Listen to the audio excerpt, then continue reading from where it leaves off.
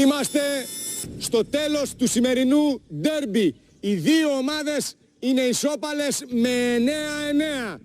Το επόμενο μάτς θα κρίνει τον σημερινό νικητή, την ομάδα που θα κερδίσει το έπαθλο επικοινωνίας. Πάμε κοριτσάρα! Η Ευρυδίκη και ο Γιώργος Αγγελόπουλος περιμένουν στην αφετηρία για τους διάσημους και η Σάρα με τον Μάριο είναι στην αφετηρία για τους μαχητές. 3, 2, 1, έφυγε η Σάρα και η Ευρυδίκη. Στην πρώτη διαδρομή των δύο κοριτσιών. Θα πρέπει να ολοκληρώσουν τις δύο δικές τους διαδρομές με τα δικά τους σακίδια, να σηκώσουν τη σημαία, να δώσουν το σήμα για το συμπαίκτη τους που περιμένει στην αφετηρία για να ξεκινήσουν και αυτοί. Είμαστε στο 9-9. Η Σάρα και η Ευρυδίκη θα φύγουν μαζί από την πισίνα και πάνω στο εμπόδιο με την αιωρούμενη σκάλα. Πηγαίνουν πολύ καλά και τα δύο κορίτσια.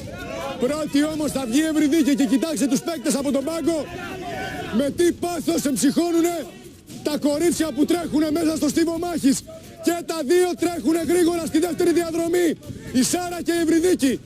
Η Ευρυδίκη πηδάει μέσα στην πισίνα, το ίδιο κάνει και η Σάρα. Τα κορίτσια περνάνε γρήγορα τα εμπόδια. Και τώρα η Σάρα έχει μειώσει τη διαφορά. Θα βγουν σχεδόν μαζί τα δύο κορίτσια από την πισίνα στη δεύτερη διαδρομή τους. Να θυμίσουμε ότι τώρα δεν θα πετάξουν τα σακίδια στους στόχους.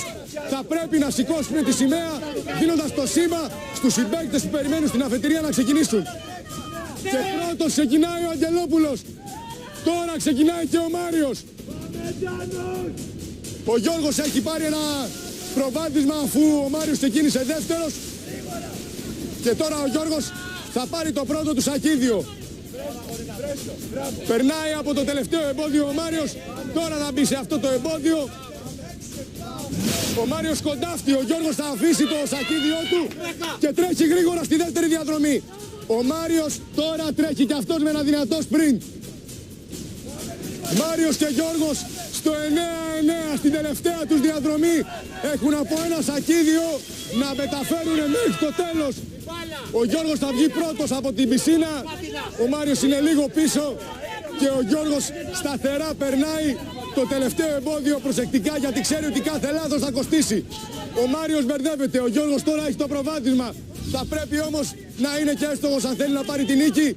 Αστοχή και ο Μάριος το φτάνει, ο Γιώργος πετυχαίνει το πρώτο σακίδιο. Αστοχή, θέλει ακόμα ένα, τώρα είναι η σειρά του Μάριου.